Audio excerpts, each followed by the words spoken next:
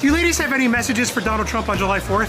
Oh my God. Love Trump. President Trump, we love you, we love you, we love you. We are from Palm Beach and we live in your town. So God bless you. God bless you for saving America. Please keep doing everything you're doing every day. Thank you so much. Trump is our president. Trump is your president. Trump is my president. Trump is the president. Trump is the best president. Egg prices down, gas prices down. Groceries are too cheap. Stock market's incredible.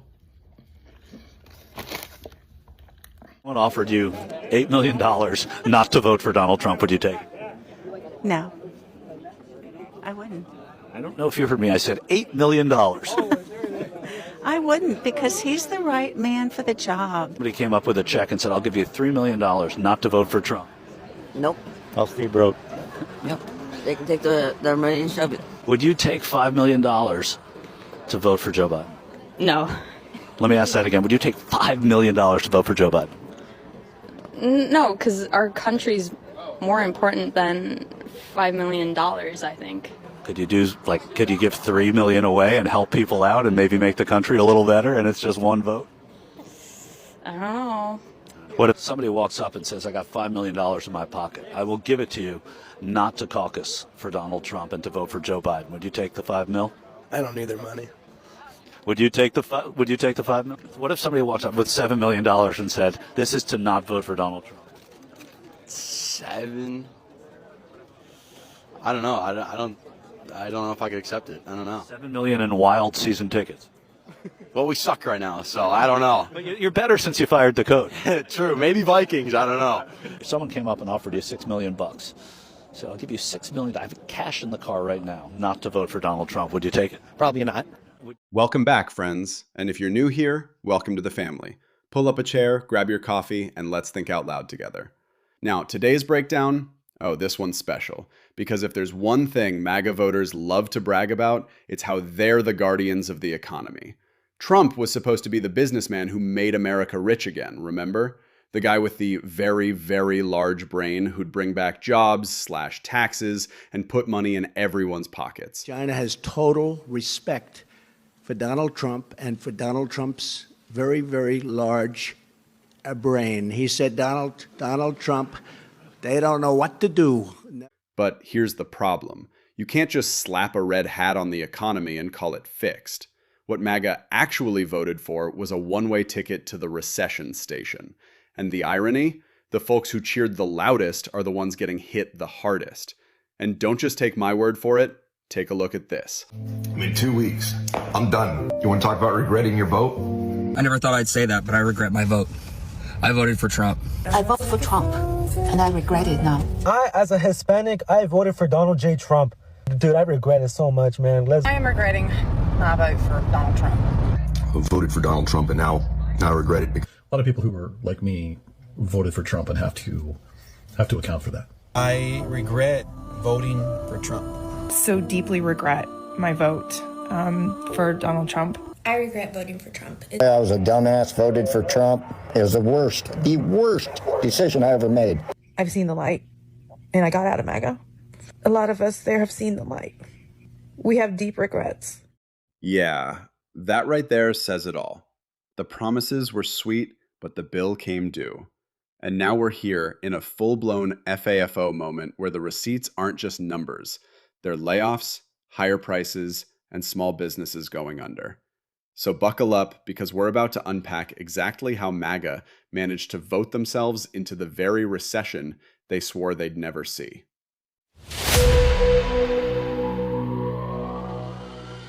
Trump is the closest thing to God. Trump is the closest thing to God, really? Absolutely, absolutely. So you believe that Trump is picked by God?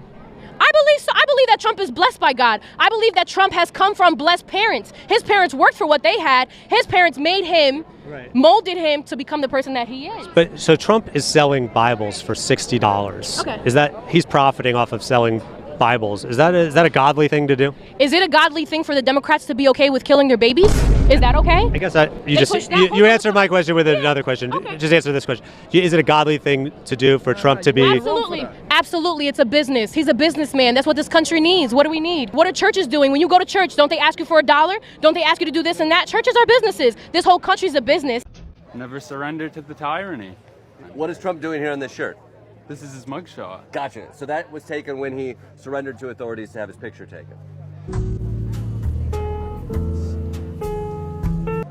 Huh? It says never surrender, but is that on the back? Is the butt? Let me see the back. Let me see the back. I think but, it's just Trump. It's just Trump. So where's the butt part? Is that's implied?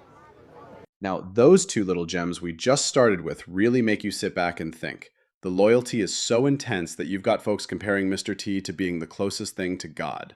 And listen, if your version of the Almighty is handing out indictments instead of commandments, we might need to have a little Sunday school refresher. And then there's this young man, bless his heart. You can almost hear him buffering when he's told that the shirt he's proudly wearing is actually Trump's mugshot.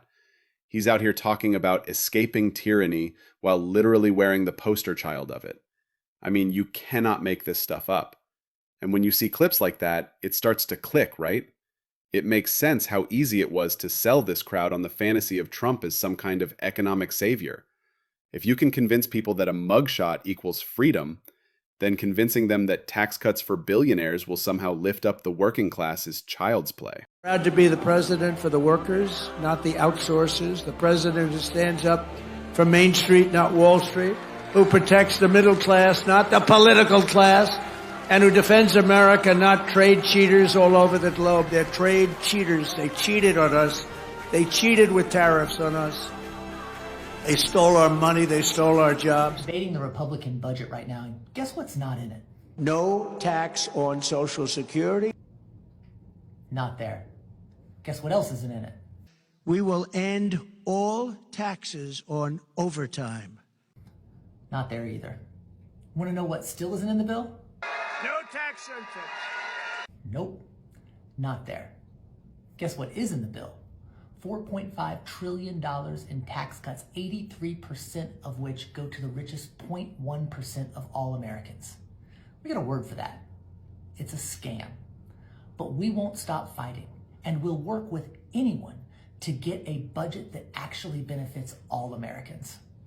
Nobody knows this stuff better than me. Nobody knows more about taxes than I do and income than I do. Nobody knows more about construction than I do. Nobody knows more about campaign finance than I do. Nobody knows consultants better than me. I know more about drones than anybody. Nobody knows much more about technology, this type of technology, certainly, than I do. Nobody knows more about technology than me. I know more about technology than anybody. Nobody in the history of this country has ever known so much about infrastructure as Donald Trump. I know the H-1B. I know the H-2B. Nobody knows it better than me. I know more about ISIS than the generals do, believe me. Nobody understands the press, but I think I understand them as well as anybody. I mean, I know these people much better than you do. I understand things. I comprehend very well. Okay? Better than, I think, almost anybody. And by the way, who knew the other side of the picture better than me? I knew it. Nobody knows more about environmental impact statements than me. And I think I know more about the environment than most people. I know a lot about wind. I know a lot about wind. You know, I know windmills very much. I've studied it better than anybody. I understand the power of Facebook. Maybe better than almost anybody. I know more about renewables than any human being on earth. Nobody knows more about polls than me. I know more about courts than any human being on earth. I understand healthcare now, especially very well. A lot of people don't understand it. I know the angles. I know every angle. I know more about steelworkers than anybody that's ever run for office. I know more about golf than Obama knows. And, you know, in the case of Turkey and the Kurds, I could go into a whole story because I understand it, I think, better than most. And I know all about it. I've known about it for a long time. I know the subject better than anybody. I know. This guy talks about, oh, I know Scranton. I know that. Well, I know the places better. Nobody knows more about banks than I do. Nobody knows more about trade than me. Well, obviously, he doesn't know about nuclear weapons. I know more about nuclear weapons than he'll ever know. You know Russians better than I do, Kevin, okay? I understand the tax laws. better than almost anyone. Who knows more about lawsuits than I do? I'm the king. I know more about offense and defense than they will ever understand. Nobody even understands it but me. It's called devaluation. I understand money better than anybody. I understand the system better than anybody. Nobody knows more about debt than I do. Nobody knows the game better than me. I know more about contributions than anybody. Even the smart guys on Wall Street, and I know all of them. They are smart. And who knows more about the word apprentice than Donald Trump? I understand politicians better than anybody. Nobody knows politicians better than me. Who knows the other side better than me? Who knows the other side better than me? I think I know more about the other side than almost anybody. And I understand the other side. Perhaps I understand it better than anybody else. I was the fair-haired boy. Nobody knows more about it than me. I know more than these politicians. These guys don't know anything. I know a lot. I know more than I'm ever going to tell you. Now let's zoom out for a second and look at the bigger picture. You've seen the clips. Trump bragging that he knows everything about everything, like he's Google with a spray tan. Then we've got him promising the moon and stars, saying workers won't pay taxes on overtime. Sounds great, right? Except it never happened. It wasn't even close. It was just another shiny line to keep the crowd cheering. And here's where the real problem comes in. The blind trust. MAGA voters didn't just hear those promises. They built their entire worldview around them. If Trump said it, it had to be true. If he bragged about it, it had to be genius. If he sold it as a win, it had to be the best deal ever made in human history. But blind trust has a price tag. Because when you hand over your critical thinking, you also hand over your protection against lies, cons, and bad policy. And that's why so many of the very people who cheered the loudest ended up getting hit the hardest. Which brings us to the next part of this story. How those promises turned into consequences. Tariffs, empty paychecks, shrinking opportunities. The receipts of blind loyalty are piling up. And spoiler, they're not pretty. I'm voting for the man that's going to take America back, baby, Donald J. Trump, man. What's one of your biggest issues? Probably going to be inflation, because I sell T-shirts and all that stuff. Your T-shirts are made in the USA? No, my blanks, no. See, that's the thing Trump's talking about. If we tax them, hit tariffs, the same item they're making over there will cost the same to make over here. We pay the tariffs. Well, the companies pay the tariffs, not us. China doesn't pay the tariffs. We do when they come in. No, it doesn't work like that. Like if I'm buying 1,000 shirts from China and there's a tariff on it, I'm paying. China's not. Jolly. So I'm trying to explain. Who pays the tariff? They're paying the tariff. Do you think that? Do you believe that? I was trying to say, because I sell merch as well. I sell you something for $10, right? You're going to sell it to him for $20. Exactly. But then I make you pay me $15 for it. Are you still going to sell it to him for $20? Am I going to sell it to him for $20? If I raise the price $5. Oh, it's going to have to go up. Right. So yeah, the consumer foots the bill. Isn't that special? You can make the argument that, yes, they are that stupid. You can make that argument because, yes, they're that stupid. But the distinction I have to draw is that on these kinds of issues, this guy can add 10 and 5. He can subtract 10 from 20. But he doesn't know because he doesn't fucking want to know. And what's more, after finding out, even in that moment, after finally having a grain of understanding of the truth, he's still going to go vote for Donald Trump. So don't tell me it's about inflation. Don't tell me it's about the economy. It's racism. It's xenophobia, it's fascism. You know how I know the tariffs are actually going to work? Because every single speaking head, influencer, economist that is, Ivy League educated, every single one of them are saying that it's not going to. So what that tells me, remember, these are the same people that got us into this mess that we're in now. and Trump's trying to get us out of it. But that's all I needed to know. I was nervous about these tariffs, right? I'm just a middle-class American just trying to make ends meet just like the rest of you. But I'll tell you what, when I see all of these crazy people that are freaked the F out over these tariffs, I also think you were freaked out about everything that this man had done. So yeah, like I feel good about these tariffs now, because the same people that were like, this isn't going to work, are the same ones that got us into all of these other messes before. Sometimes things is 4 times what they was a year ago. The roast I used to get for $12, $15, $35. It's awful. Everything, just keeps going up. Well, I used to spend $40 a week, now it's $140 or something like that. I just don't think it's going to go down for a long time. They're not concerned with people like us. They said these tariffs that they've got on, it's going to bring prices down. They're not. It took 8 months for the farmers to start begging. Now they're going to start talking about, when are the groceries coming down? When are the groceries coming down? And little did they know that the tariffs are just going to start to hit. The tariffs are just getting passed on and finalized from companies. Little do they know that last week the de minimis tariffs ended, and we get trillions of dollars of what we use every day from other countries. The tariffs are going to be catastrophic on inflation. We're going to have shortages, job loss to you, loss to businesses. I don't even know if we're ever going to recover from this. Every day you're going to start seeing more of these. And this is where the bill came due. Tariffs. MAGA voters were told tariffs would be like a magic hammer, crushing China and rebuilding American jobs in one swing. The crowd loved it. They thought it meant cheaper goods, stronger factories, and more money in their wallets. But tariffs don't work like that. They're not free punishment points you just hand out like monopoly money. Tariffs are taxes. And guess who ends up paying them? Not China, not the billionaires. It's American businesses and, yep, American consumers. Take farmers, for example. Soybeans rotted in silos because China walked away and bought from Brazil instead. Truckers lost freight because there weren't exports to haul. Small business owners watched supply costs climb so high they had to raise prices or close their doors. Meanwhile, MAGA folks were out here thinking they were owning China. But really?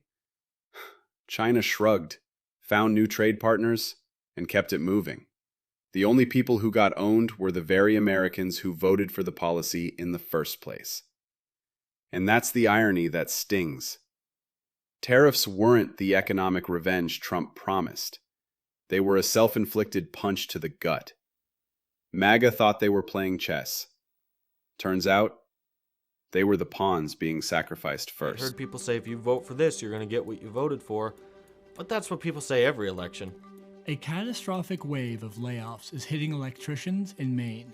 It may be a preview of hundreds of thousands of jobs that could be lost nationwide after President Trump and Republicans just repealed billions in clean energy investments. It was like a light switch got opened, and all of our work just disappeared overnight. We went to Maine, where a solar boom has already come to an abrupt halt. I got laid off at the beginning of May. I haven't gotten any calls yet. I'm on unemployment right now, and in the state of Maine, that's $595 per week, and I pay rent, that's $1,350 a month. This has nothing to do with our local union or the companies around us bidding jobs. It solely comes down to what's happening in our federal government right now. I didn't care how things were affecting others until it affected me. Am I proud of that? No. We live in a very cruel world, and sometimes the only way to survive is by being selfish. We are all just out here trying to survive as best we can.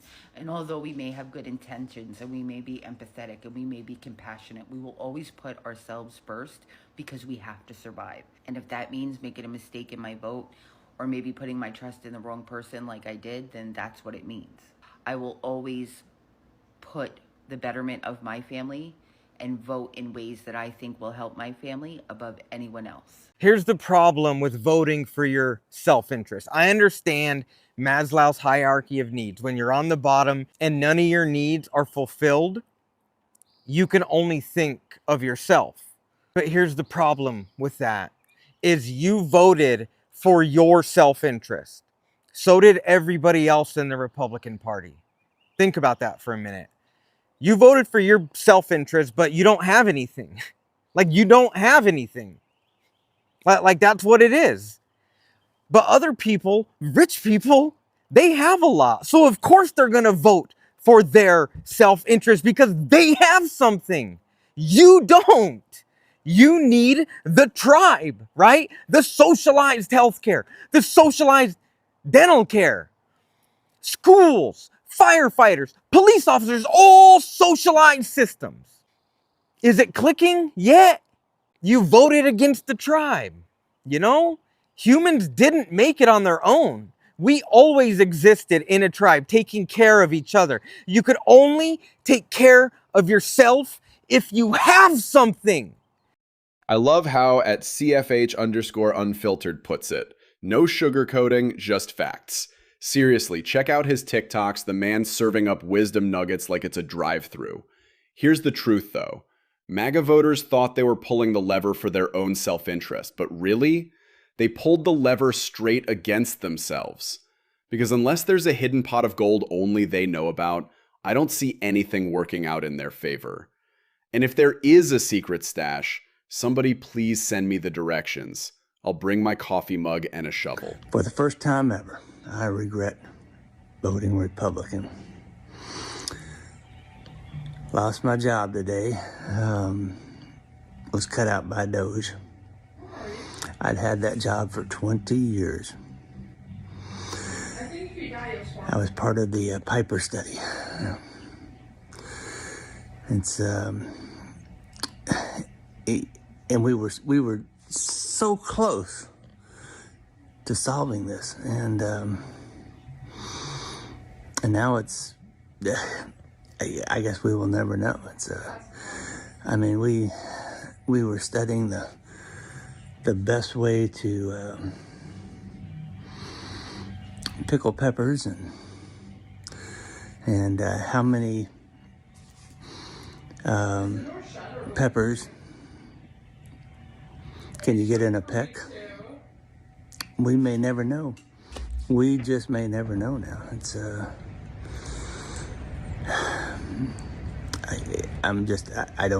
I don't know what I'm gonna do.